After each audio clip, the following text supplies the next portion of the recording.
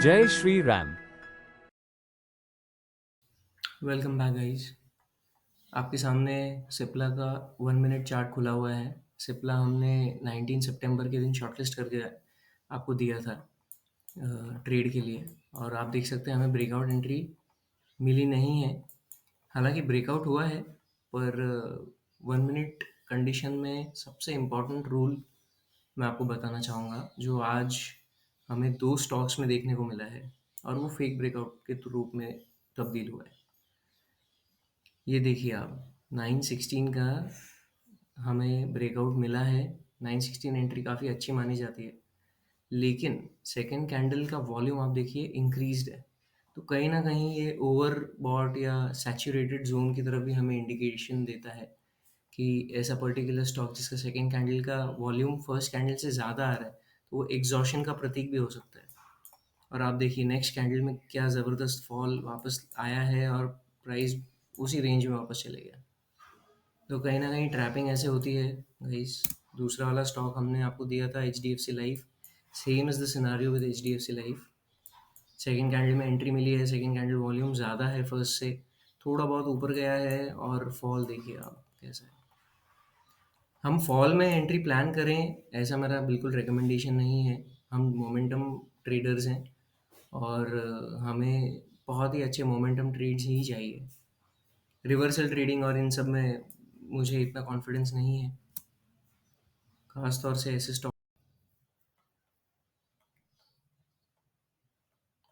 तीसरा स्टॉक आपने जो हमसे लिया था वो था नेस्ले इंडिया, और 920 की 1 मिनट एंट्री, बहुत ही बढ़िया एंट्री हमें नेस्ले इंडिया ने दी है। आप उसका मूवमेंट अगर मैं आपको दिखाऊं, 0.34 0.5 का हमारा जनरल एसएल होता है, और 0.73 T1 तक लगभग आया था। वो T1 टच नहीं किया, लेकिन 0.72 तक का टारगेट हमें दिया है नेस्ले इंडिया ने। गाइस बहुत ही अच्छी एंट्री रही है। आप मोमेंटम देख सकते हैं इसका, ज़बरदस्त मोमेंटम हमें यहाँ देखने को मिला है। और प्राइस ने सोचा भी नहीं है रिवर्सल करने के बारे में। तो ये है ताकत गोल्डन कंसोलिडेशन स्ट्रैटेजी की। अब आज के लिए, यानी नहीं, मंडे के लिए, 22 सितंबर के लिए मैं आपको 4 स्टॉक्स देना चाहूँगा। पहला है अपोलो हॉस्पिटल। हम इनको सबको 15 मिनट की टाइम फ्रेम में देखेंगे, ताकि आपके पास में लेवल्स रहे और थोड़ा बहुत प्राइस एक्शन में आपको समझा पाऊँ। अब अपोलो हॉस्पिटल में बड़े टाइमलाइन में एक दिन वगैरह के में भी मैंने कुछ देखा, तो मुझे कुछ मिला नहीं है एज सच। कोई वो पैटर्न प्राइस कुछ बना नहीं रहा है, तो मैं उसको ज़्यादा प्रायोरिटी दूंगा, क्योंकि फिर वो अच्छे से कंसोलिडेशन ले लेता है अगर कोई पैटर्न या कुछ बना नहीं रहा है तो। प्रॉपर साइडवेज चल रहा है कुछ दिनों से। और पहला स्टॉक है, लेवल्स आप नोट कर लीजिए वीडियो पॉज करके। और दूसरा, दोबारा आपके लिए स्टॉक हम लेके आए हैं यूपीएल। ये लास्ट वीक भी था, और इस वीक भी हमें मिला है। हमारे जो स्टॉक्स है वो कहीं ना कहीं उस जोन में ले करते हैं, इसलिए एक मंथ में हो सकता है कि उनका ऑकरेंस 2-3 बार हो, जैसे यूपीएल का हुआ है। नेस्ले इंडिया का कल हुआ था। उससे पहले भी नेस्ले इंडिया ने हमें एंट्री दी थी, पुराने वीडियोस में आप देख सकते हैं। यूपीएल भी कोई प्राइस एक्शन दिखा नहीं रहा है इस समय, तो वो और सूटेबल हो जाता है हमारे कंसोलिडेशन स्ट्रैटेजी के लिए। लेवल्स आपके सामने हैं, ऑरेंज जोन आपके सामने है, ऑरेंज जोन ब्रेकआउट की एंट्रीज 1 मिनट और 15 मिनट की एंट्रीज है। उनके क्राइटेरियाज जानने के लिए आप हमारे पुराने वीडियोस देखिए, और एनालिसिस का पूरा लाभ उठाइए। तीसरा स्टॉक है महिंद्रा एंड महिंद्रा। इसमें भी, ये भी हमने आपको कुछ दिन पहले दिया था शॉर्टलिस्ट करके। एक ट्रेंड लाइन छोटी सी दिख रही है, उसको रिस्पॉन्ड करते हुए चल रहा है प्राइस। ब्रेकआउट के चांसेस बहुत कम नज़र आते हैं। ब्रेकडाउन हो सकता है, बिल्कुल हो सकता है। प्राइस गिरा है नीचे, और पहला टारगेट आपका 1.5% के आसपास रहेगा। लेवल्स आप नोट कर लीजिए। चौथा स्टॉक है आपके लिए हिंडाल्को।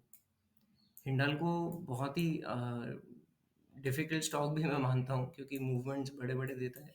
अब ये जो ऑरेंज बॉक्स वाला, ऑरेंज जोन वाला मूवमेंट देखेंगे, तो 2.5%, 2.25% का मूवमेंट है। काफ़ी बड़ा मूवमेंट माना जाता है।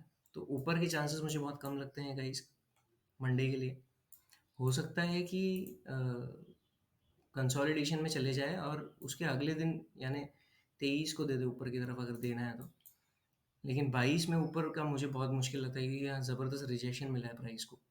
आप देख सकते हैं अगर हाफ डे के नीचे ही आ गया प्राइस पूरा, जितना आधे दिन में उसने प्राइस रेंज तैयार किया है पहली कैंडल में वो रिजेक्शन लेकर आएगा नीचे, इस तरीके का है। तो मैं डाउन साइड का ही ज़्यादा स्टेक्स बताऊंगा और पहला टारगेट आपका वही 1.5 1.6% के आसपास होगा अगर हमारे ब्रेकआउट एंट्रीज को सेटिस्फाई करते हुए ब्रेकआउट मिलता है तो।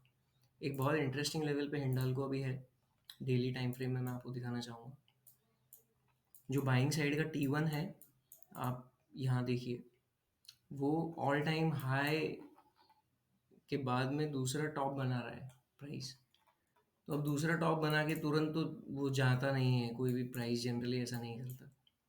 वो टॉप बनाएगा और फिर वापस कहीं ना कहीं सपोर्ट लेने आएगा और थर्ड बार में अगर वो तोड़ेगा तो तोड़ेगा ऊपर की साइड में। अदरवाइज हो सकता है मार्केट सैचुरेशन में भी हो क्योंकि 1 2 3 4 अर्निंग्स निकल चुकी है इसके बाद में।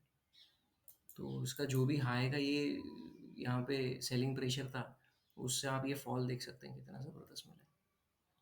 तो हो सकता है कि इसी तरीके का एक फॉल हमें यहाँ देखने को मिले और अगर नहीं मिल रहा है तो इस पॉइंट से एटलीस्ट यहाँ नेक लाइन तक तो आए और यहाँ से फिर वापस ऊपर ब्रेकआउट दे दे तो वो हो सकता है। लेट्स सी आने वाले दिनों में क्या होगा, प्राइस एक्शन कैसे हमें रिस्पॉन्ड करेगा। ये हमारा मंडी के लिए एनालिसिस है। हिंडाल्को ने अच्छा कैंडल बनाया है डे टाइम फ्रेम में भी। ये 1 मिनट का चार्ट है। मुझे कमेंट्स में बताइए, सब्सक्राइब नहीं किया है हमारे चैनल को तो सब्सक्राइब करिए और अगर आपको वीडियो पसंद आया तो लाइक करिए। धन्यवाद। जय हिंद।